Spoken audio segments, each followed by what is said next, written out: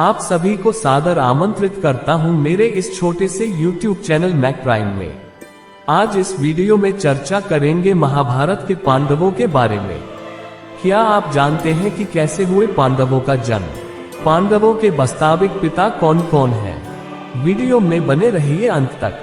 आप सभी से मेरा निवेदन है कि वीडियो पसंद आए तो मेरे चैनल को सब्सक्राइब जरूर करें। पांडव द्वापर युग में हुई महाभारत के मुख्य पात्र एवं राजा पांडु के 5 पुत्र कुरुवंश में जन्मे। पांडव 5 महान भाइयों युधिष्ठिर, भीम, अर्जुन, नकुल और सहदेव और कर्ण को भी संदर्भित करते हैं, जो हिंदू महाकाव्य महाभारत के केंद्रीय पात्र हैं। उन्हें कुरु के राजा पांडु के पुत्रों के रूप में स्वीकार किया जाता है, लेकिन पांडु की स्वाभाविक रूप से बच्चों को गर्भ धारण करने में असमर्थता के कारण उनके पिता अलग अलग देवताओं द्वारा बनाए गए थे। महाभारत में पांडवों ने पांचाल की राजकुमारी द्रौपदी से विवाह किया था और कुरु साम्राज्य के विभाजन के बाद उत्तराधिकार विवादों से बचने के लिए इंद्रप्रस्थ शहर की स्थापना की। जब दुर्योधन के नेतृत्व में कौरवों ने अपने चचेरे भाइयों को अपना राज्य सौंपने के लिए धोखा दिया और इसे वापस करने से इनकार कर दिया, तो पांडवों ने अपने विस्तारित परिवार के खिलाफ गृह युद्ध छेड़ दिया और इस संघर्ष को कुरुक्षेत्र युद्ध के रूप में जाना गया। भगवान कृष्ण की सहायता से पांडवों ने अंततः कौरवों की मृत्यु के साथ युद्ध जीत लिया, भले ही उन्हें बड़ी कीमत चुकानी पड़ी। पांडवों के आध्यात्मिक पिता का नाम पांडु था। वे बड़े ही प्रतापी कुरुवंशी राजा थे। पांडु की 2 पत्नियां थीं, कुंती तथा माद्री। युधिष्ठिर, भीम तथा अर्जुन की माता कुंती थी और नकुल एवं सहदेव माद्री के पुत्र थे। असल में पांडव देव पुत्र थे। पांडवों के वास्तविक पिता इस प्रकार हैं: युधिष्ठिर यमदेव, भीमसेन पवन देव, अर्जुन इंद्रदेव, नकुल अश्विनी कुमार नासत्य, सहदेव अश्विनी कुमार दरसा। एक बार राजा पांडु अपनी दोनों पत्नियों कुंती तथा माद्री के साथ आखेट के लिए वन में गए। वहां उन्हें एक मृग का मैथुनरथ जोड़ा दृष्टिगत हुआ। पांडु ने तत्काल अपने बाण से उस मृग को घायल कर दिया। मरते हुए मृग ने पांडु को शाप दिया, राजन, तुम्हारे समान क्रूर पुरुष इस संसार में कोई भी नहीं होगा।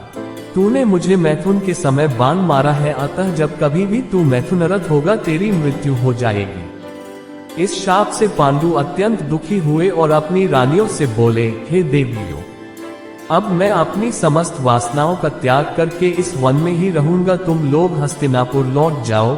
उनके वचनों को सुनकर दोनों रानियों ने दुखी होकर कहा, नाथ, हम आपके बिना एक क्षण भी जीवित नहीं रह सकती। आप हमें भी वन में अपने साथ रखने की कृपा कीजिए। पांडु ने उनके अनुरोध को स्वीकार करके उन्हें वन में अपने साथ रहने की अनुमति दे दी। इसी दौरान राजा पांडु ने अमावस्या के दिन ऋषि मुनियों को ब्रह्मा जी के दर्शनों के लिए जाते हुए देखा। उन्होंने उन ऋषि मुनियों से स्वयं को साथ ले जाने का आग्रह किया। उनके इस आग्रह पर ऋषि मुनियों ने कहा, राजन, कोई भी निसंतान पुरुष ब्रह्मलोक जाने का अधिकारी नहीं हो सकता, अतः हम आपको अपने साथ ले जाने में असमर्थ हैं। ऋषि मुनियों की बात सुनकर पांडु अपनी पत्नी से बोले, हे कुंती, मेरा जन्म लेना ही वृथा हो रहा है, क्योंकि संतानहीन व्यक्ति पितृ ऋण, ऋषि ऋण, देव ऋण तथा मनुष्य ऋण से मुक्ति नहीं पा सकता। क्या तुम पुत्र प्राप्ति के लिए मेरी सहायता कर सकती हो? कुंती बोली, हे आर्यपुत्र, दुर्वासा ऋषि ने मुझे ऐसा मंत्र प्रदान किया है जिससे मैं किसी भी देवता का आह्वान करके मनोवांछित वस्तु प्राप्त कर सकती हूँ। आप आज्ञा करें, मैं किस देवता को बुलाऊं? इस पर पांडु ने धर्म को आमंत्रित करने का आदेश दिया। धर्म ने कुंती को पुत्र प्रदान किया, जिसका नाम युधिष्ठिर रखा गया। कालांतर में पांडु ने कुंती को पुनः 2 बार वायुदेव तथा इंद्रदेव को आमंत्रित करने की आज्ञा दी। वायुदेव से भीम तथा इंद्र से अर्जुन की उत्पत्ति हुई। तत्पश्चात पांडु की आज्ञा से कुंती ने माद्री को उस मंत्र की दीक्षा दी। माद्री ने अश्विनी कुमारों को आमंत्रित किया और नकुल तथा सहदेव का जन्म हुआ। एक दिन राजा पांडु माद्री के साथ वन में सरिता के तट पर भ्रमण कर रहे थे। वातावरण अत्यंत रमणीक था और शीतल मंद सुगंधित वायु चल रही थी। सहसा वायु के झोंके से माद्री का वस्त्र उड़ गया। इससे पांडु का मन चंचल हो उठा और वे मैथुन में प्रवृत्त हुए ही थे कि शापवश उनकी मृत्यु हो गई।